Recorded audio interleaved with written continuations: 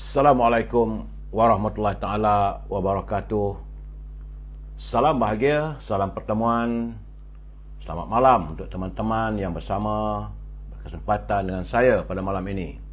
Apa khabar anda semua? Saudara Anati, Hazilal Alil, Saudara Nazar, Saudara Putra 9899. Saudara Papa Rob, apa khabar anda? Saudara Joka Karim, Al-Jufri Idris, Saudara Muhammad, Saudara Openg Temu, Saudara Muhammad, Saudara Aziz Said, begitu juga Saudara Muhammad Radhi, apa khabar saudara? Saudara Bakat Ahmad, Waalaikumsalam. Saudara Puan Hamidah Kamat, Saudara Shah Ibrahim yang saban malam bersama dengan saya, Saudara Azlin Abdullah, Puan Robiah binti Osman, selamat malam. Saudara Yusuf Awang dari Tanah Merah, Saudara Aminah Kak Minah, apa khabar Kak? Semoga sihat ya. Saudara Azilah, Lenovo Vu, Saudara Azrul Jalil, Umi Yusuf, Waalaikumsalam. Pak Cu dari Langkap Perak, Saudara Jonit Hamzah, Saudara Afak Tam, Saudara Abu Bakar Ridwan, Saudara Azhar, Saudara Saiful, itu juga dengan Hanif, salam pencerahan katanya. Jamaluddin Rahani, Saudara Abdul Aziz Abdul Rahman, Waalaikumsalam. Lenovo Bu, apa khabar anda? Semoga sehat. Begitu juga Saudara Muhammad Hashim Muhammad Din, salam dari Kemayan. Saudara Norwich Aisyah Rizwan, hadir dari Kuantan, kata Saudara Puan Norwich ya. Saudara Rosmini dari Pontian, Johor. Saudara Razak Yusof, Puan Zainah Latif dari Seremban, Saudara Sanusi Yusof, selamat malam. Saudara Samsul Anwar dari jadi DJ Hot DJ Hot FM, itu bukan saya, itu si dia lah. Saudara Syahri Ahmad, Waalaikumsalam. Semoga sehat semua. Saudara Nagasaki, Saudara Rahim Bahulu katanya dari Pasir Gudang, Johor. Juga Saudara Azhar, Saudara Zangi Putih, Saudara Zack PH, Saudara Anang Gresik, Saudara Awang Yusof, by Chief Tahir, Saudara Wan Syahrudin. Itu juga dengan Rubidin, apa khabar Bi? Doa saya anda dan pasangan berbahagia. Saudara Isha Abdul Ahmad, salam sejahtera. Saudara Muhammad Kepli, Saudara Azmi Nordin dari Bagan Datuk Perak, apa khabar Yop? Saudara Fazilah Awang, Puan Fazilah Awang dari Pulau Pinang. Anak Mami, apa khabar Cik? Moga sihat no. Jaka Linglung dari Penang juga. Cik, lama tak makan nasi kandak. Saudara Khairul Faris dari Taiping. Puan Rashidah Ahmad dari Kota Singa, dari Singapura, jauh tu Puan Rashidah. Saudara Ismail Manap, Saudara Syuk, Saudara Muhammad Yusof, Saudara Pak Uda dari Teluk Intan ya Pak Uda. Saudara Khairul Faizi dari Taiping.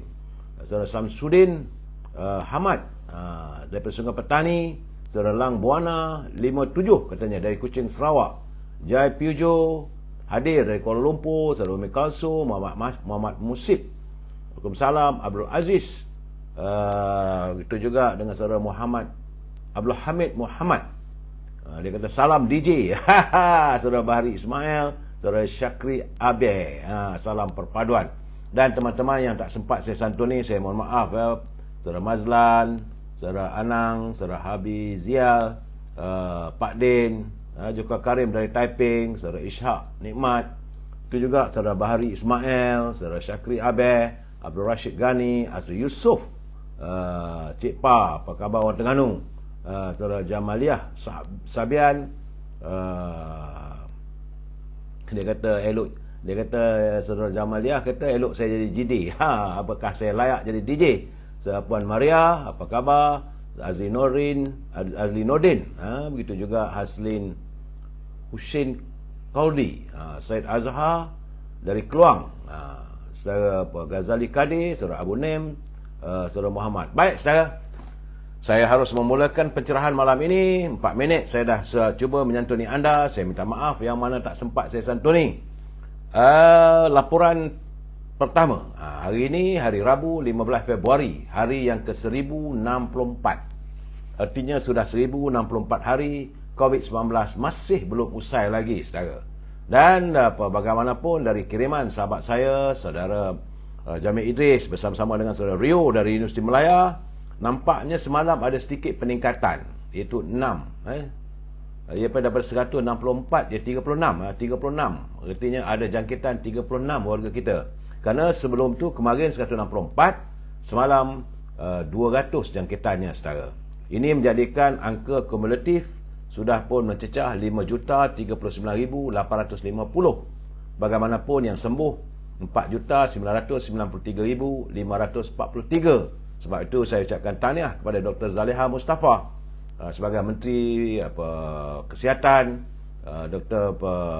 Zaliha bersama dengan timnya di Kementerian Kesihatan berusaha untuk menyembuhkan mereka yang dijangkiti oleh virus corona. Bagaimanapun tak seronok juga, rupanya semalam ada satu kematian.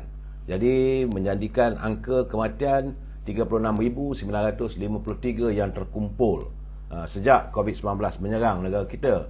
Sebab itu saya ingin mengingatkan teman-teman, berhati-hati, jaga kesihatan, jaga kebersihan diri, pastikan anda makan pelitup kalau menaiki kenderaan awam dan melakukan penjarakan sosial. Terima kasih saudara Jamil, Idris bersama dengan Rio atas kiriman yang anda berikan, sebab saya melihat terdapat 10 negeri yang meningkat. 10 negeri ada peningkatan, susut di 15 negeri, dan Pahang kekal 2 jangkitan sahaja. Sementara Labuan kembali sifar, tiada jangkitan. Selangor susut meningkat sikit tapi angkanya 62. Artinya saudara, tidak ada negeri yang mengalami jangkitan mengatasi 100 angka. Alhamdulillah, sebab itu saya ucapkan tahniah kepada Dr. Zaliha. Selamat malam. Semoga doktor dan tim di Kementerian Kesihatan berusaha keras untuk kita segera memutuskan jaringan COVID-19. Baik saudara, kita masuk segmen e-commerce untuk cari rezeki. Teman-teman yang mempunyai produk, sila hubungi Al-Azhar di talian 011-330-41241 bagi membolehkan saya mewawarkan produk anda. Al-Azhar dia berniaga pestangi bakur dan juga minyak wangi daripada tanah Arab. Jenama saya Amir Al-Khud. Memang sedap, segar bila kita pakai. Sebab minyak wangi tersebut dibuat berasaskan daripada pati kayu gaharu saudara. Kalau anda tak dapat menghubungi Al-Azhar, boleh hubungi Siti Farehah di talian 017-711-4300. Jangan lupa dendeng manis Siti Farehah. Dan untuk teman-teman di sekitar Lembah Kelang yang inginkan buah-buahan dihantar terus ke rumah anda, hubungi Syauqi di talian 012-357-5703. Harga murah dan buah-buahannya fresh serta grade yang terbaik saudara. Lebih murah daripada harga di pasar saudara. Akhir sekali, jangan lupa makanan kegemaran saya, popiah sira Lady Maria. Sedap dimakan, mengasyikkan, harga murah, rasanya pedas, rangup dan manis. Sila hubungi saudara Nizam di talian 019-435-1203 saudara. Itulah seketika saya mengambil waktu teman-teman untuk mewawarkan produk dalam segmen e-commerce. Kita masuk segmen naluri kehidupan. Ini sebagai panduan kehidupan kita saudara. Kerana nilai hidup di dunia ini saudara, kita perlu melihat mengikut neraca Allah. Sebab itu neraca yang tepat bagi mengukur ketepatan nilai yang dipegang seorang itu perlulah berlandaskan pada prinsip apa yang dipandang indah oleh syariat, itu indahlah jadinya. Dan apa yang dipandang buruk oleh syariat, maka buruklah. Dia melihat dari segi prinsip pandangan syariat saudara.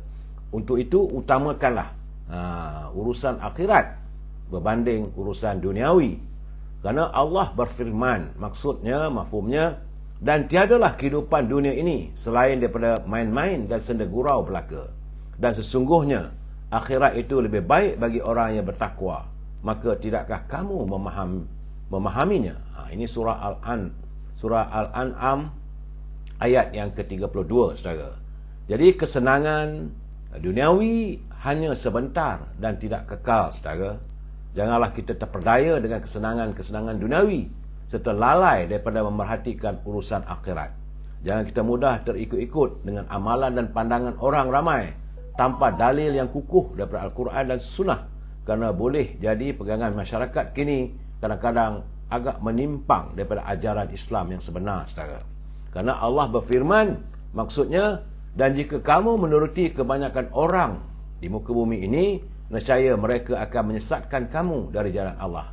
Mereka tidak lain hanyalah mengikut sangkaan belaka, dan mereka tidak lain hanyalah berdusta terhadap Allah. Ini surah Al-An'am juga ayat yang ke-116. Jadi saudara, artinya kita harus melihat kalau ada orang beri pandangan, orang beri teguran, ikutlah syariat kebaikan. Jangan kita ikut yang keburukan, saudara. Politik juga. Tapi ingat, saudara, semua itu tidak kekal, saudara. Kita sambut dengan mutiara kata kiriman sahabat saya, Datuk Said Ali.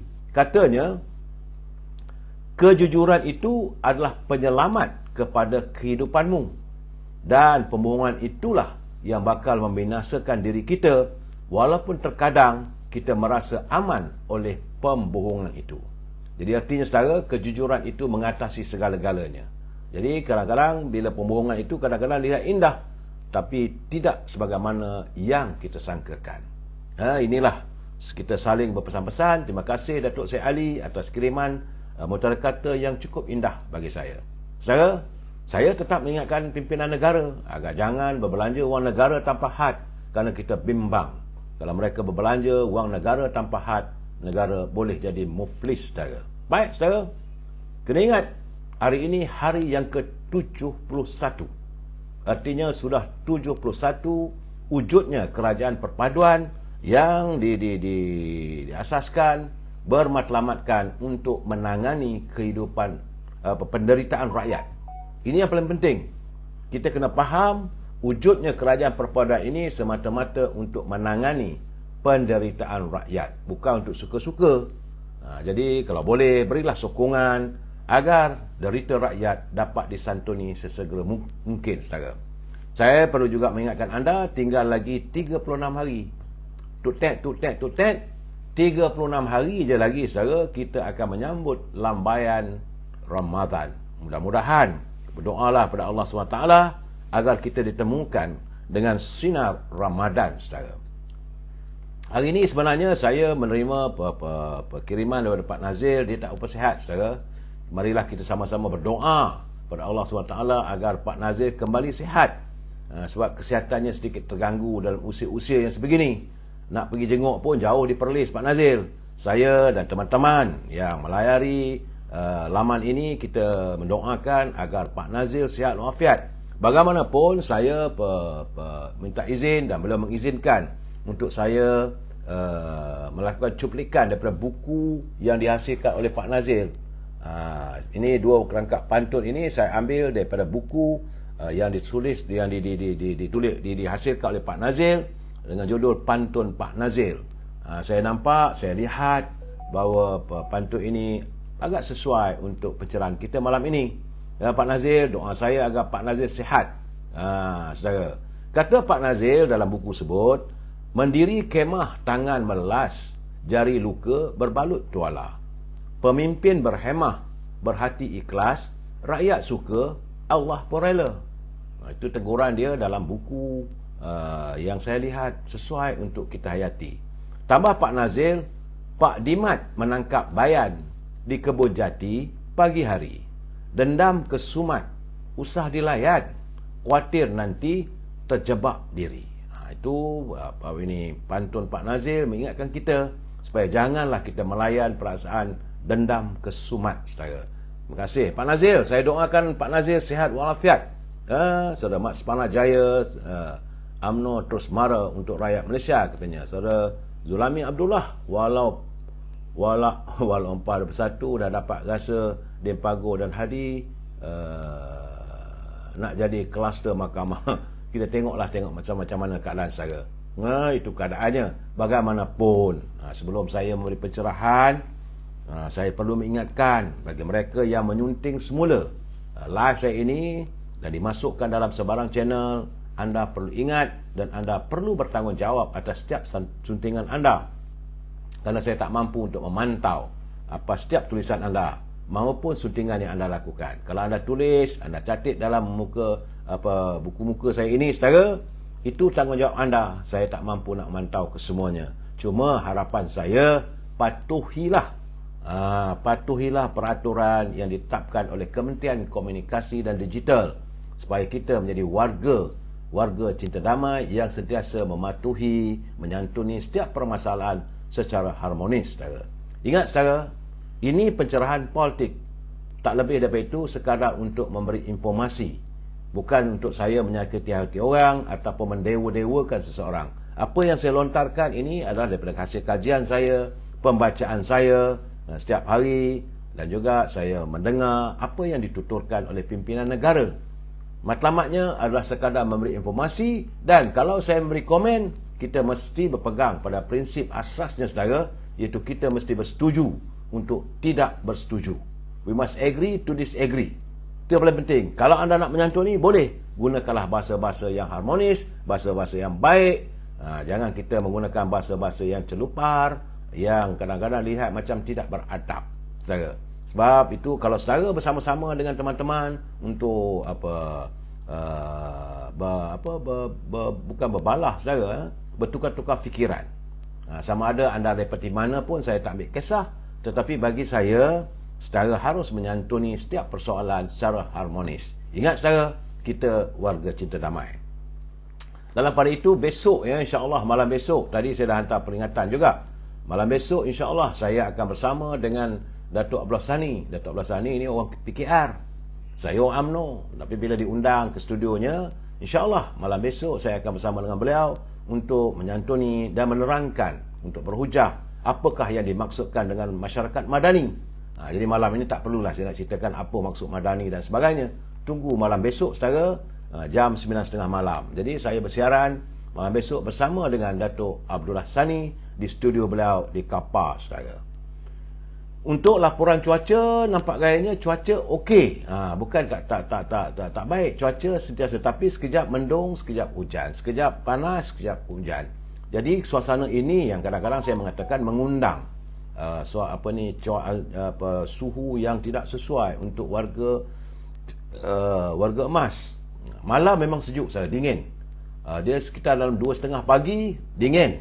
Jadi sebab itu kalau anda tidur, untuk teman-teman yang seusia dengan saya, pastikan anda memakai sarung kaki, saudara. Baik, saudara. Saya juga hari ini menerima laporan daripada Turki. Yang Berhormat Datuk Seri Anwar Ibrahim hari ini sudah berada di Turki dan melihat sendiri bagaimana berlaku keadaan bencana yang katanya lebih teruk daripada apa yang dikabarkan, apa yang digambarkan oleh media bila berada di selatan Turki dan melihat segala kerosakan. Amat menyedihkan. Jadi ini semua mengundang keinsafan pada kita, saudara. Dalam waktu yang sama, bila berterima kasih kepada setiap seluruh warga kita yang menyalurkan sumbangan derma bakti, derma wang ringgit untuk mangsa-mangsa yang terperangkap ataupun yang mengalami musibah gempa bumi di selatan Turki minggu lalu. Dan beliau juga melihat, menyantuni warga kita. Beliau merasa bangga sebab kita punya kumpulan smart, sama ada daripada anggota bomba, pasukan polis kita, pasukan tentera kita, malahan daripada Kementerian Kesihatan, mereka bertungkus lumpus memberi khidmat bakti, dan ini juga mendapat pujian daripada warga Turki. Begitulah kita, saudara. Kita melihat warga Turki itu sebagai saudara kita. Dan banyak orang bertanya, kenapa Datuk Seri Anwar Ibrahim terpaksa pergi ke Turki? Saya ingin nyatakan bahawa hubungan antara Datuk Seri Anwar Ibrahim dengan Presiden Turki Erdogan Tayyip ni, dia memang rapat. Jadi bila berlaku bencana di negaranya, Erdogan sendiri menghubungi Datuk Seri Anwar Ibrahim. Begitulah akrabnya. Inilah dikatakan teman setia, teman sejati dalam saat suka dan duka. Bila duka, dia menghubungi. Dan Datuk Seri Anwar Ibrahim terpanggil untuk melihat dan melakukan lawatan menyantuni warga di Turki, saudara. Jangan pula kita kata macam-macam.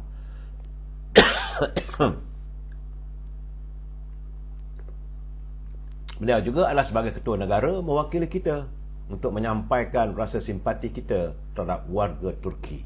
Ini masa mereka berduka. Kita wallahualam tak tahu bila pula masa kita, saudara. Cuma hari ini, saudara, semalam lagi saya dah tengok ada tular dalam media sosial, seorang lelaki dia sanggup pergi ke Pasar Borong Selayang. Ini tindakan nekat dan berani. Saya geleng kepala, saya kata berani juga pakcik ni. Dia berani, dia pergi bertemu dengan penceroboh-penceroboh daripada warga Rohingya yang berada di Pasar Borong, Selayang. Jadi dia menzahirkan dan menuntut agar pihak berkuasa segera menanganinya, saudara.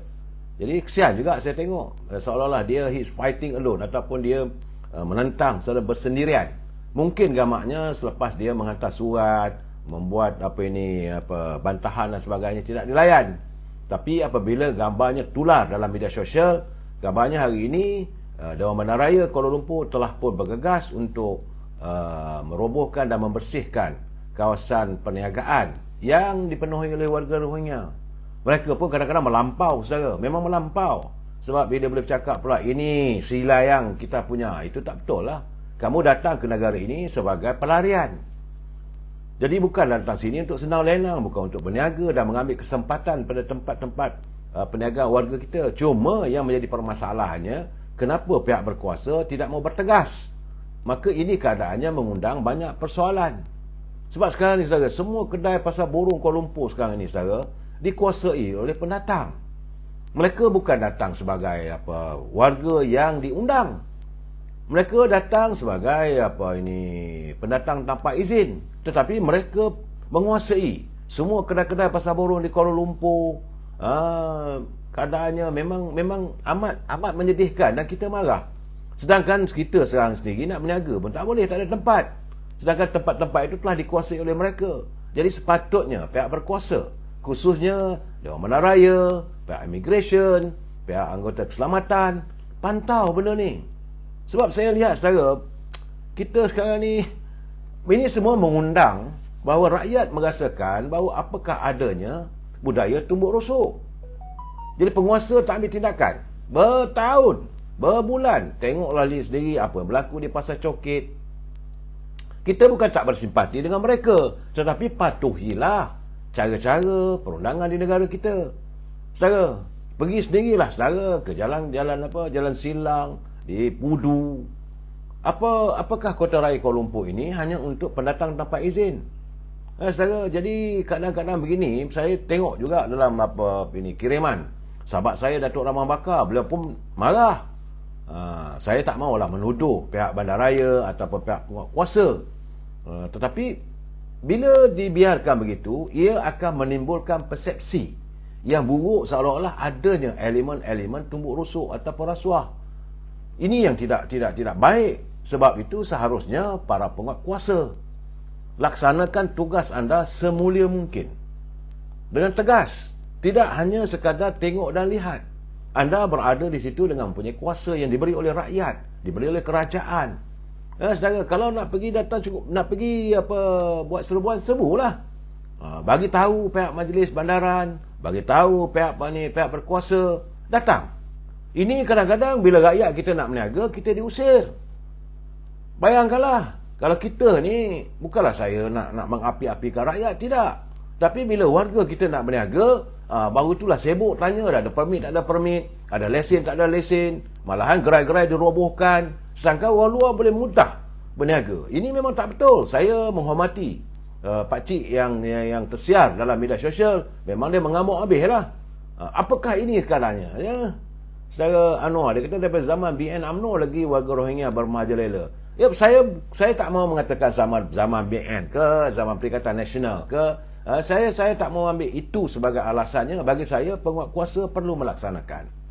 Bukan kita nak mempolitikkan suasana ini, saudara. Tapi tak seharusnya warga kita dianaktirikan. Kita nak berniaga susah. Lihat, kadang-kadang tu saya memang marah apabila adanya penguatkuasa. Kadang-kadang dekat-dekat dengan kawasan perumahan saya ni, saudara, bila ada anak-anak muda yang cuba nak berniaga buah-buahan, tiba-tiba dirampas. Bila nak adakan contoh pasar Ramadan nanti, berebut-rebut ambil borang untuk mendapatkan tapak berniaga. Begitulah susahnya rakyat kita nak berniaga. Tapi orang lain boleh dengan mudah buka saja. Macam Rohingya tu, mereka berkawal pula lagi, tunjuk macam kadang-kadang something pula lagi tu, bukan boleh disentuh. Jadi sedangkan kita yang punya kuasa, kuasa ada, bagi saya rush sajalah. Sebab itu saya ingin mengucapkan tahniah kepada pihak Jabatan Immigration dan pihak berkuasa, kerana selepas mereka melakukan menggempur sebuah perkampungan dinilai Malam tadi dikabarkan bahawa Jabatan Immigration telah pun mengempus sebuah lagi perkampungan pendatang asing tanpa izin yang dibina secara haram di Cyberjaya awal pagi tadi. Operasi penguatkuasaan bersepadu sejak pukul 12 malam sampai 3 pagi melibatkan 321 anggota dan pegawai Jabatan Immigration serta dibantu 55 anggota dari pasukan gerak am, Jabatan Pendaftaran Negara dan Angkatan Pertahanan. Jadi serbu. Kita ucapkan tahniah. Jadi apabila diserbu, memanglah kita nampak mereka lari yang masuk dalam hutan dan sebagainya. Jadi kita melihat kalau tindakan ini dilakukan, rakyat pun suka. Sebab kita tak mahu penceroboh-penceroboh mereka berkampung. Mereka datang ke sini sebagai pelawat. Mereka datang sini asal-asalnya sekarang tu masuk tanpa izin dan akhirnya berkumpul dan berkampung. Keadaan begini saya ucapkan tahniah kepada Jabatan Immigration yang dipimpin oleh Datuk Seri Khairul Zaimi. Datuk Khairul Zaimi menyatakan penempatan haram terdiri daripada 4 perkampungan kecil, membabitkan kira 100 buah rumah telah pun berjaya dikesan. Ini adalah hasil aduan daripada orang ramai. Saya ucapkan tahniah. Begitu juga sepatutnya penguasa-penguasa kita yang mengawal keselamatan, kebersihan di persekitaran pasar-pasar, di kedai-kedai, tapak perniagaan ini tak sepatutnya orang lain. Kalau ada mesti beri pada anak tempatan. Sebab macam saya katakan, untuk saya dapat tahu sebulan lagi ni nak puasa ni, berebut-rebut nak dapat borang. Malahan ada yang kata satu tapak ni 3,000, 5,000. Sukarnya anak bangsa kita nak berniaga tempoh dalam sebulan itu. Tapi orang lain begitu mudah mereka membuka perniagaan macam di Pasar Borong tu. Saya bertambah marah bila dengar dalam video yang share dalam media sosial. Saya ingat lagi tengang-yang perkataan, ini silayang kami punya. Kami sudah menyumbang ekonomi negara. Sumbang apa? Benda yang membuat anda menambah segala masalah bagi negara ini. Begitu juga macam apa yang berlaku di Langkawi, perkampungan jadinya. Saya haraplah agar pihak berkuasa jangan kita tolerate, jangan kita bertoleransi dengan pendatang. Bukan kita benci dengan mereka saudara. Mereka datang atas tiket sebagai pelarian perang ke, mendapat perlindungan daripada UNHR, daripada bangsa-bangsa bersatu. Tapi tak boleh dah biarkan bertahun-tahun. Mesti ada tempohnya. 3 bulan, 4 bulan, 5 bulan. Pergilah ke mana negara yang kamu pilih. Takkan kita nak menampung segala-galanya. Negara kita kecil, rakyat kita semakin ramai, keadaan ekonomi kita semakin tenat. Jadi orang datang, orang dari luar mengaut keuntungan. Rakyat macam mana? Orang tempatan macam mana? Ini perlu dipikirkan. Jadi saya haraplah jangan kita asyik berpolitik. Akhirnya kita menjadi pengemis di bumi kita sendiri. Kerana menurut daripada Datuk Khairul, perkampungan di Cyberjaya tu dalam hutan. Lebih kurang 3 km dalam hutan. Siap ada kedai kopi, ada kedai, ada rumah, ada generator. Siapa yang membekalkan? Tanah siapa? So sepatutnya kalau itu yang berlaku, maka tuan punya tanah juga perlu diseret. Kerana mereka melindungi pendatang tanpa izin. Bukan kita tidak mengalu-alukan kedatangan orang luar ke negara kita. Kita mengalu-alukan sebagai sahabat dari negara jiran, dari luar negara. Tetapi datanglah, hadirlah ke negara ini dengan sopannya. Kalau kamu nak berniaga, pastikan kamu mengikuti apa yang ditetapkan oleh jabatan-jabatan kerajaan. Macam Bandaraya, kalau mereka memberi lesen dan permit, okey. Ini tidak, kamu berniaga haram. Saudara Sultan Al-Fatih, dia kata, dah macam pembangkangnya di kerajaan pula sekarang ni. Itu saya tak tahulah. Kadang-kadang sekarang ni, kadang-kadang kita pun naik runsing. Bagaimana kehidupan warga kita ni kadang-kadang tidak terjaga. Orang lain pula ia bermerajalela. Itu keadaannya saya. Jadi saya mengharapkan bahawa sesuatu dapat dilakukan. Bersihkanlah negara kita ini daripada kehadiran pendatang-pendatang tanpa izin yang dilihat seolah-olah bermerajalela. Mereka berniaga ada di Sungai Buloh lah, ada di Johor ada, di Keluang saya dapat khabar di Keluang tu berapa ramai warga daripada Bangladesh. Ada mereka datang pada mulanya untuk bekerja di ladang-ladang, bekerja di tempat pembinaan, tapi kemudian bawa keluarga masuk hutan ataupun cari buat perumahan, buat kampung sendiri. Bila mereka dah ramai, lebih daripada 20 orang, 30 orang, dah mula tunjuk hebat. Ini yang berlaku, apa yang berlaku di kawasan Damansara, Mak gelap ni, mak gagak ni, sanggakan pihak berkuasa pun mereka sanggup lawan. Bagi saya kalau keadaan begitu, tak layaklah mereka berada di negara kita. Datang tak ada masalah. Bukanlah kehadiran kamu tidak diundang, tapi cara kamu datang itu membuatkan kami merasakan kehadiran kamu memang tidak diundang. Kerana kamu menimbulkan masalah pada negara kami. Saya haraplah agar penguatkuasa khususnya ketepikanlah seolah kalau adalah main tumbuk rusuk ke. Sebab dengan keadaan begini membuatkan rakyat merasakan apakah ada elemen korupsi. Jadi akhirnya jabatan-jabatan kerajaan yang dapat nama buruk. Sedangkan anda bukan ramai pun 5-6 orang saja. Ya mungkin, kita tak tuduh saudara, ya mungkin. Tetapi kalau anda tegas, bila kita tegas saudara, tidak siapa berani mempermainkan kita. Ini sebabnya kerana kita tidak tegas. Memanglah orang Melayu ni budi bahasanya tinggi. Kita mengizinkan, tak apalah, atas kemanusiaan, atas nama kemanusiaan. Kita ni negara Islam. Orang Islam ini menyantuni semua kaum. Betul. Tapi yang kita santuni siapa? Kalau perangai macam begitu, takkan kita nak santuni. Lihat sendiri saudara. Di Pasar Borong, kadang-kadang kita nak masuk pun tak berani. Sebab mereka berkawal. Saya ucap kata lah kalau bandaraya telah pun melakukan tentang apa yang sepatutnya mereka lakukan. Melakukan pembersihan di sekitar Pasar Borong dengan harapan benda ini tidak berulang. Kalau dia sepatutnya saudara, dari awal lagi kita kena pantau dan kena pintas. Kalau tengok saja 1-2 gerai naik, bukan milik tempat ni apa warga kita, terus angkut. Kena ada tubi, kena sediakan pegawai-pegawai kuasa bandaraya di sekitar Pasar Borong. Kalau mereka tu disyaki melakukan perniagaan tanpa lesen, tanpa permit, cukup terus. Itu keadaannya. Saudara Sultan Farid dia kata tak tengok sidang parlimen ke? Saya lihat, saya tonton. Bukan saya tak tonton. InsyaAllah sebentar lagi saya beri laporan saudara. Orang kita berpaut di dinding yang berlumpur. Itulah Malaysiaku, kata Zangi Putih. Saudara Rosli Rahim, kalau orang politik bertanggungjawab, bersuara, esok pun semua anggota boleh disapu.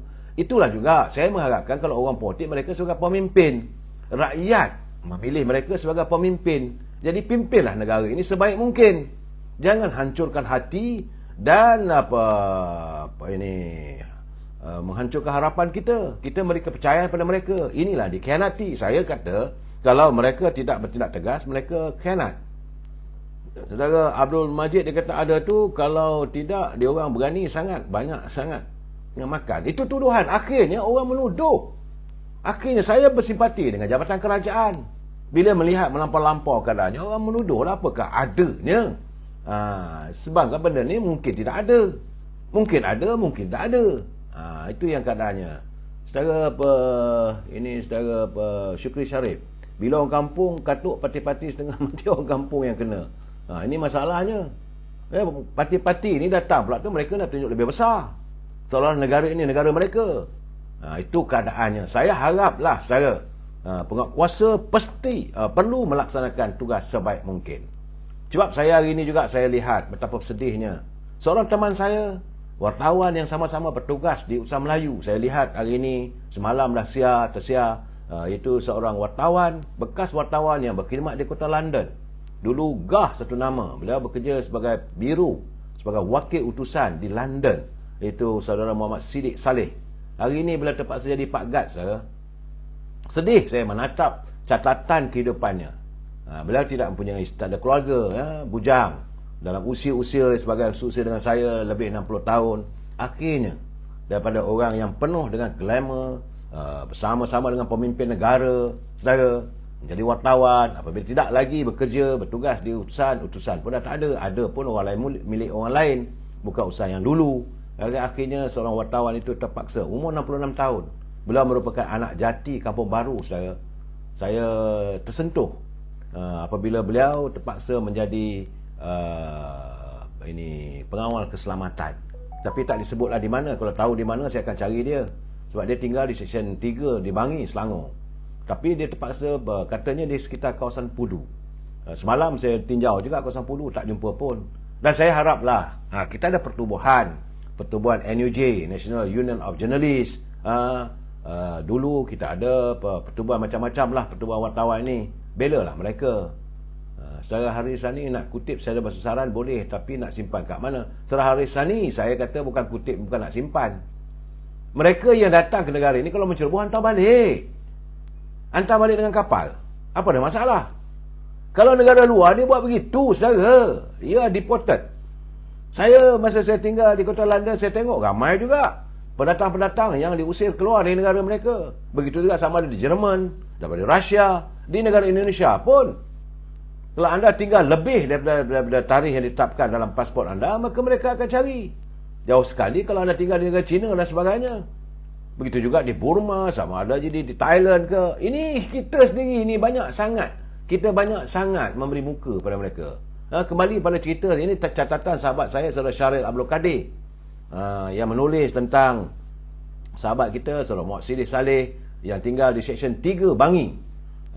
Alamat tak lengkap. Saya pun tak tahu nak cari kat mana. Sebab dia kabarnya mempunyai mengalami sakit, tapi terpaksa hidup, nak survive, jadilah seorang jaga.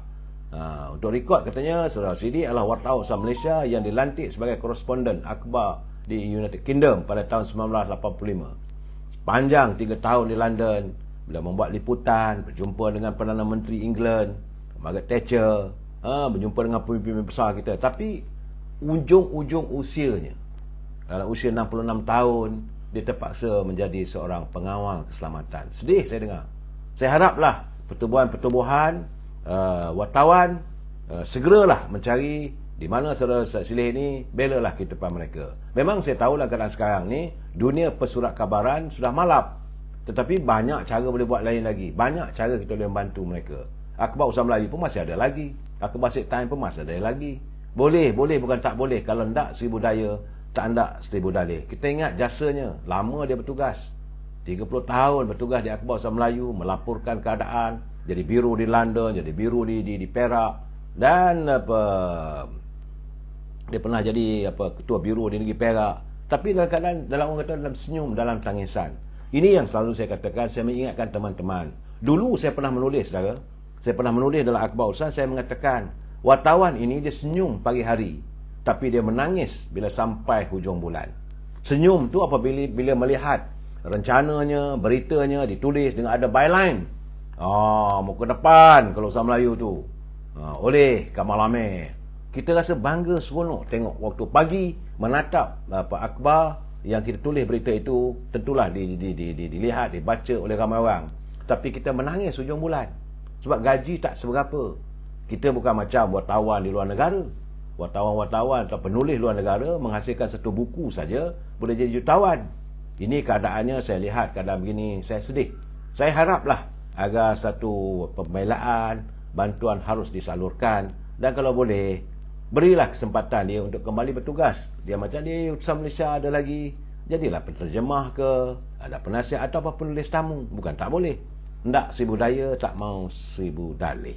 Saudara, dan kita beralih pula dengan politik kerajaan hari ini.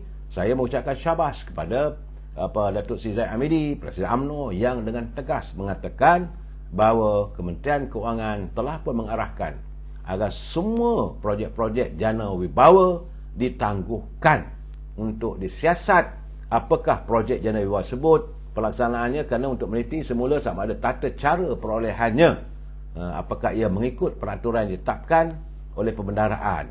Itu sebagai timbalan Perdana Menteri, nampaknya beliau telah pun mengeluarkan kenyataan sedemikian. Tak payahlah nak angkat-angkat, tak payahlah nak bodik dia, katanya. Ini kenyataan beliau di Parlimen selaku Menteri Kemajuan Desa dan Wilayah.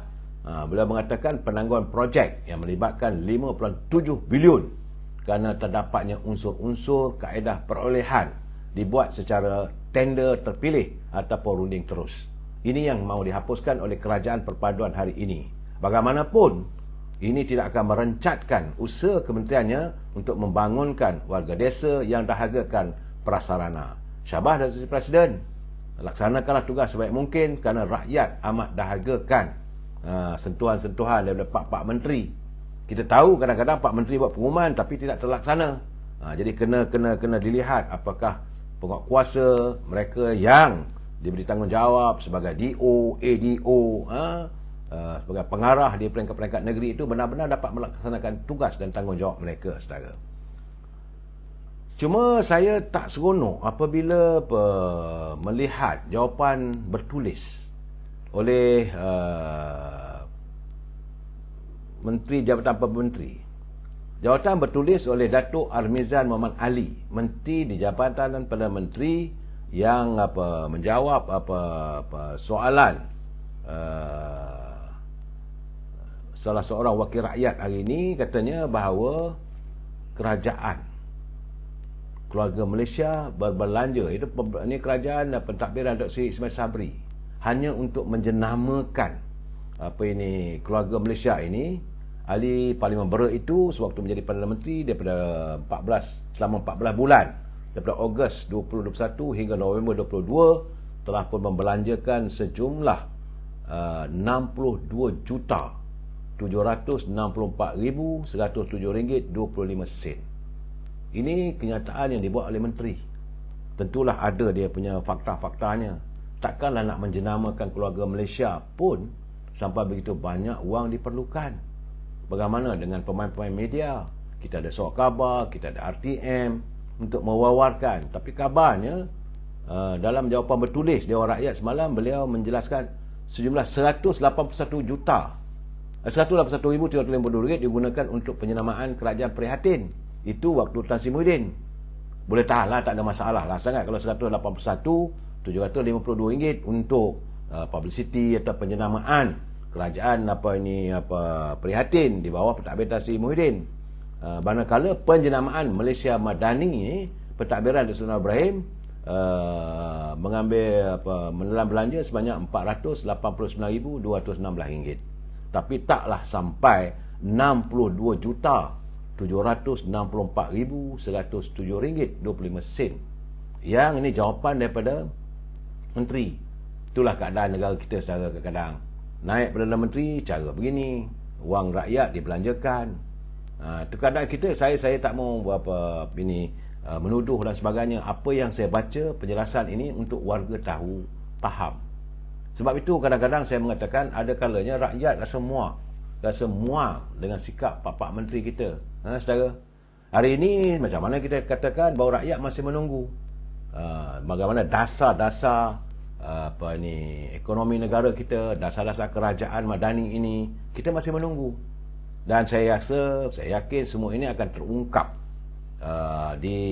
apabila Yang Amat Berhormat Datuk Seri Anwar Ibrahim bakal membentangkan bajet pertama beliau sejak menjadi Perdana Menteri. Tinggal 9 hari lagi insya-Allah pada 24 Februari, maka Yang Amat Berhormat Perdana Menteri akan membentangkan bajetnya. Saya perlu mengingatkan saudara, bajet ini perlu dibentangkan dan mendapat kelulusan, barulah kerajaan boleh berbelanja. Selagi itu tak boleh. Wang negara tidak boleh diberlanjakan walaupun 10 sen tanpa kelulusan Parlimen. Sebab itu pembentangan bajet ini perlu dan perlu diluluskan. Banyak orang bertanya dengan saya, kenapa saya bercakap soal bajet. Bajet ini penting untuk mendapat kelulusan supaya kerajaan boleh berbelanja. Kalau tidak, siapa saja berbelanja tanpa kelulusan Parlimen, itu merupakan jenayah terhadap negara. Itu keadaannya, saudara harus faham, saudara. Saya nak beritahu juga, saudara, kalau ada gangguan internet, minta maaf, saudara. Malam ini dengan semalam, saya lihat nampak gayanya gangguan internet teruk sikit.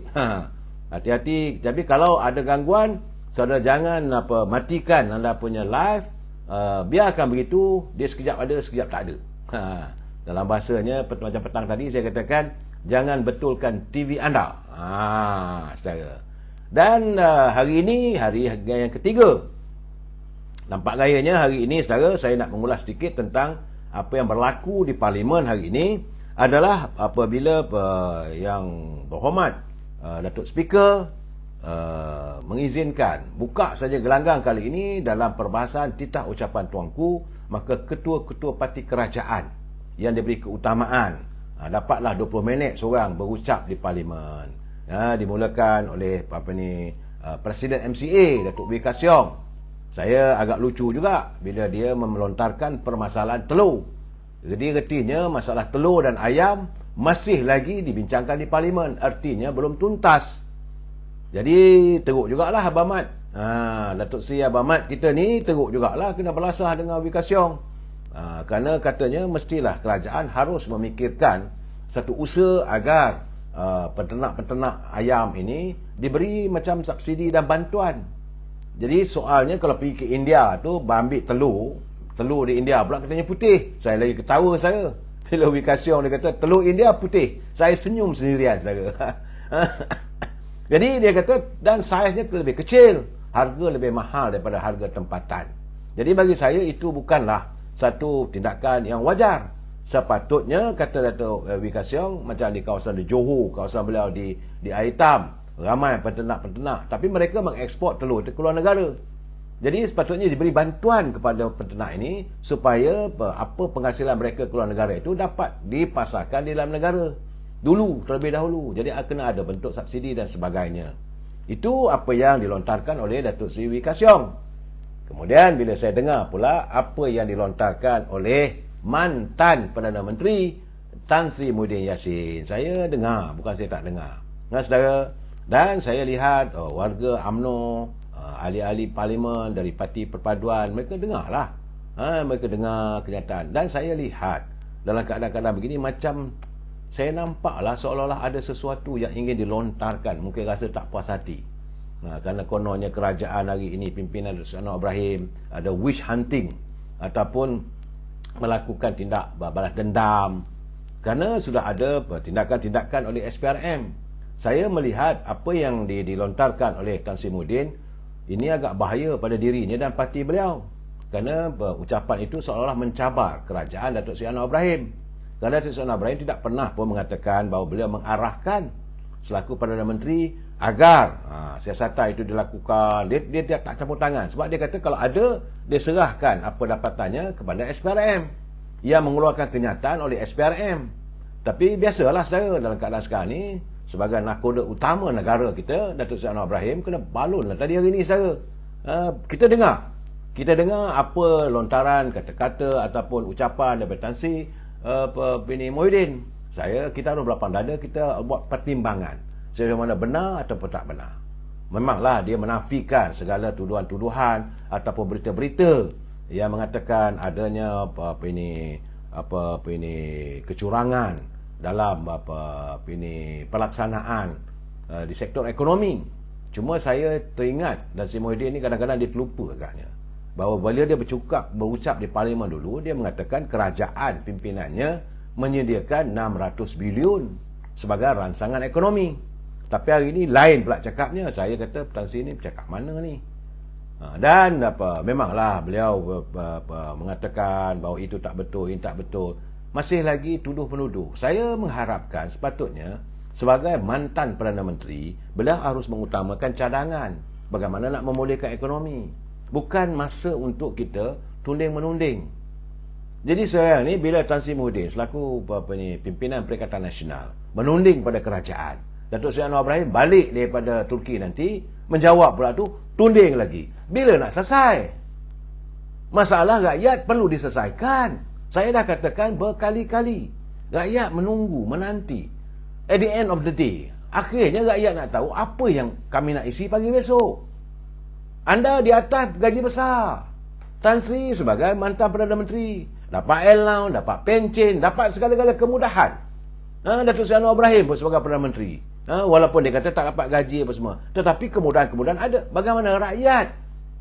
Kita dah semakin muak melihat keadaan ini apabila saya dengar tadi, bahawa Datuk Seri Anwar Ibrahim kena ingat, anda bukan berada di situ selama-lamanya. Tak perlulah. Kalau rasa betul-betul, rasa ini tak betul, jumpa sendiri, direct. Waktu persidangan parlimen inilah waktu terbaik. Apa salahnya? Apakah tidak ada ruang untuk soalan Nabi? Tidak boleh kita jabat tangan. Okey, Datuk Seri Anwar Ibrahim, now I nak bercakap dengan sedikit. Ini pengalaman saya sebagai Perdana Menteri. 1, 2, 3, 4 dalam lestari untuk menjaga kepentingan rakyat.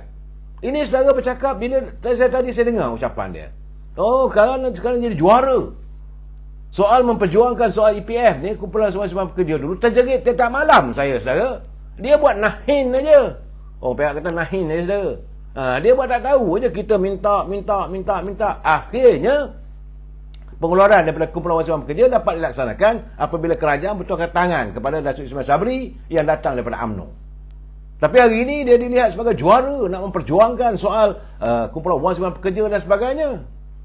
Ini sebab saya katakan, masa kamu jadi kerajaan dulu, kenapa tak buat? Bagi saya tak payahlah, tak payah dah. Tak perlu lagi nak menunding.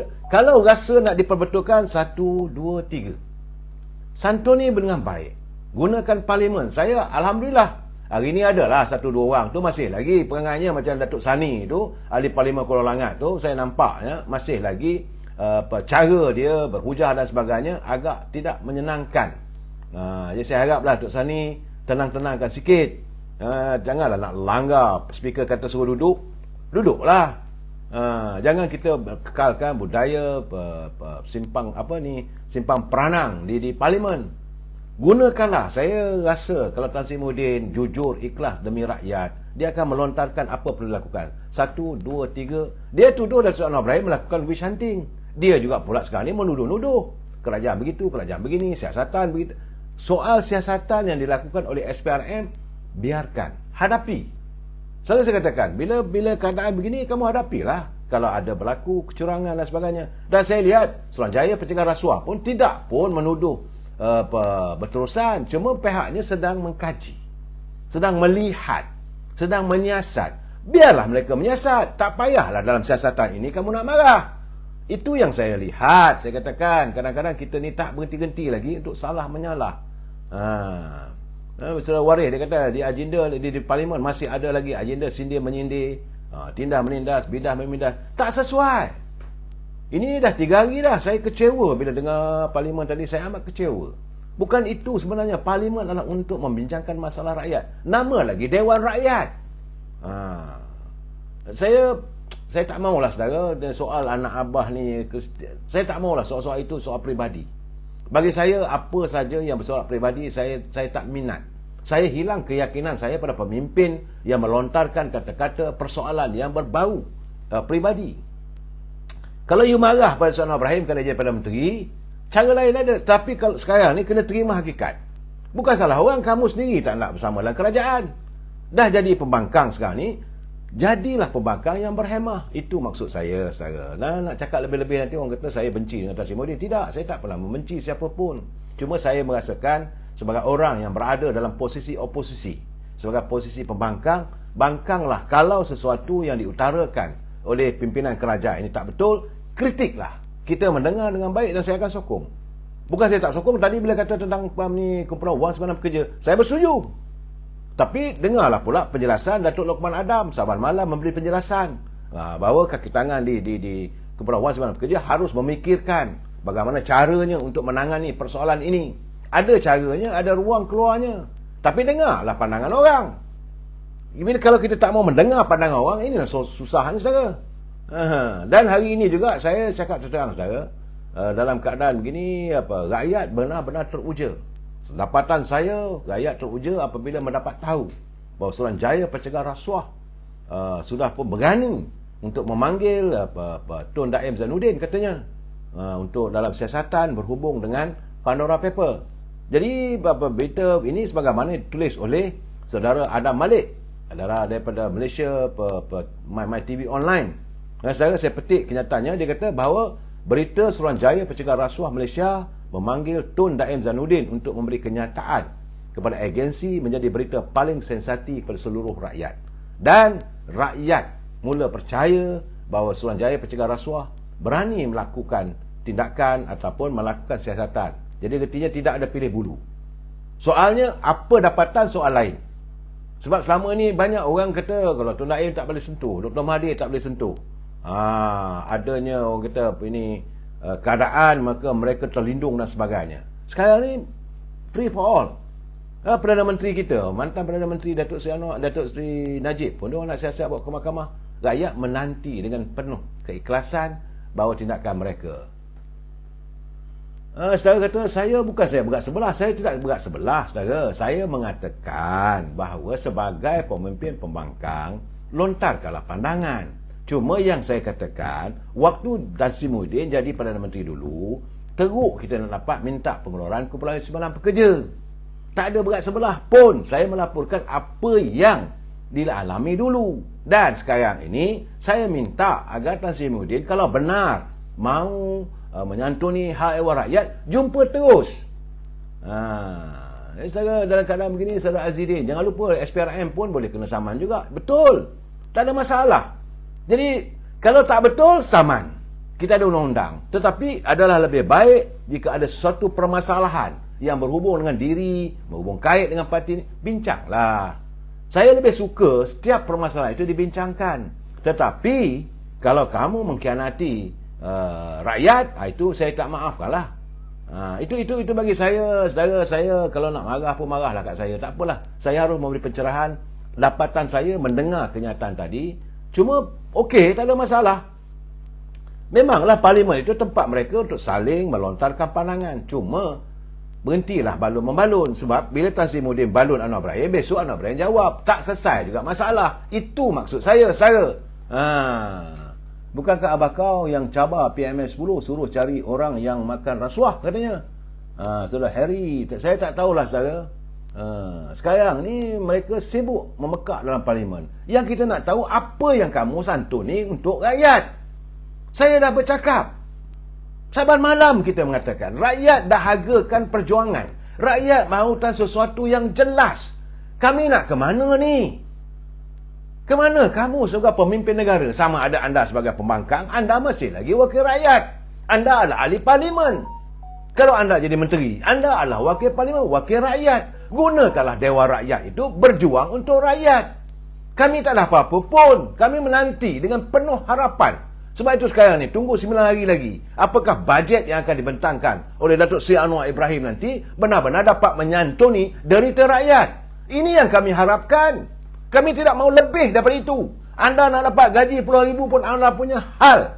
Anda dah sekarang menjadi Perdana Menteri, dapat allowance itu ini, anda punya hal. Tak ada masalah bagi kami. Yang kami mahu sejauh mana kehidupan rakyat ini dibela. Ini paling penting bagi saya. Saya akan naik angin kalau orang mengatakan bahawa rakyat itu dikemudiankan. Tapi apa yang selalu dilontarkan oleh orang politik, kami berjuang demi rakyat. Kami mementingkan rakyat. Apa kepentingan rakyat yang anda lakukan sepanjang perbincangan dah masuk hari ketiga? Apa cadangan-cadangan yang anda lakukan, yang anda berikan pada kerajaan untuk dilaksanakan dalam menangani derita rakyat? Apa yang anda lakukan? Malahan ada juga kursi yang kosong. Ahli wakil-wakil rakyat pun punting.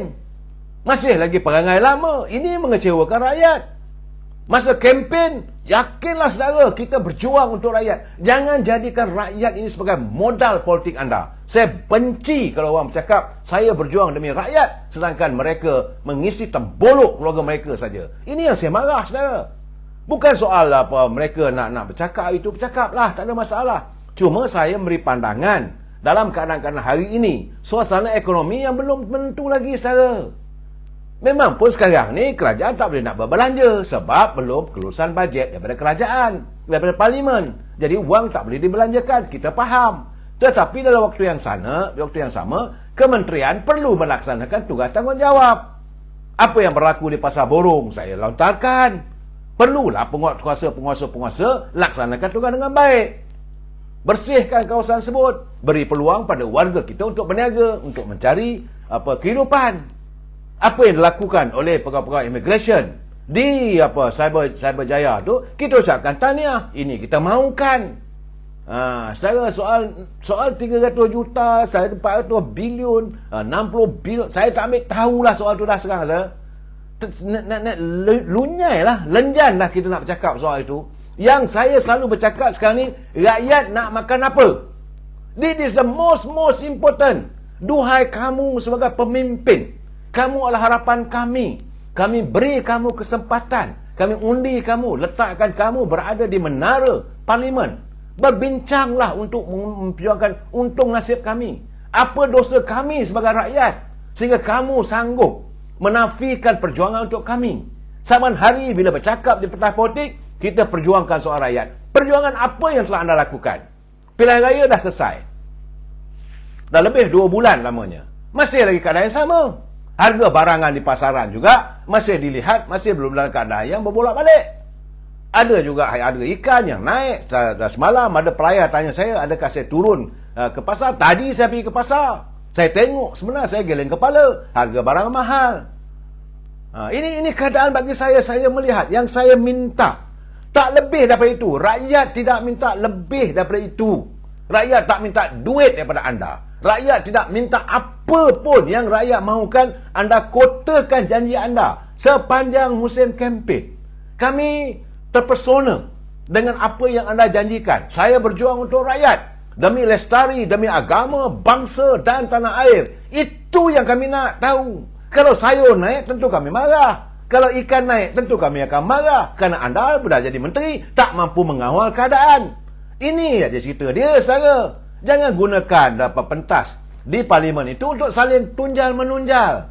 Cukup-cukuplah. Pilihan dulu, 3 Perdana Menteri dulu, sama keadaannya. Apakah yang sekarang ni pun yang sama? Cuma Alhamdulillah saya katakan. Alhamdulillah, nampaknya ada sedikit ketenangan, cuma ada 1-2 orang lagi. Malahan kita lewat Jelutong pun belum lagi terpancing lah. Kalau dibuat perangai lebih, tentulah saya pertama marah lagi. Saudara aku kan gajah, dia kata yang penting anak dapat jawatan. Itu tak saya soalnya dapat jawatan ke, orang ni lantik itu, lantik ini, lantik lah. Asalkan mereka dapat menangani derita rakyat. Kamu nak lantik siapa pun lantik lah atas keyakinan kamu. Tapi jangan kamu gunakan isu politik ini melalaikan suasana, akhirnya rakyat yang terhumban di lembah derita. Kamu berjanji nak menyantuni derita rakyat. Dan saya minta pimpinan dalam parti-parti pembangkang, berilah pandangan yang bernas untuk lestari menyantuni rakyat. InsyaAllah jangan takut. Kalau kamu bertugas dengan baik, kamu berfikiran dengan baik, kamu beri pandangan yang baik untuk rakyat, tetap rakyat akan berdiri teguh di belakang anda. Kita sambung lagi malam besok lah, saudara. Letih saya tengok keadaan begini. Saya haraplah besok ada sesuatu yang baik yang akan dibincangkan di parlimen. Jumpa lagi besok. Wabillahi taufiq wal hidayah. Assalamualaikum warahmatullahi taala wabarakatuh. Selamat malam. Jangan lupa, saudara, besok saya bersiaran dengan saudara Abdullah Sani. Kita balun pula di sana. Besok tentu lebih panas lagi, saudara. Jumpa lagi. Terima kasih.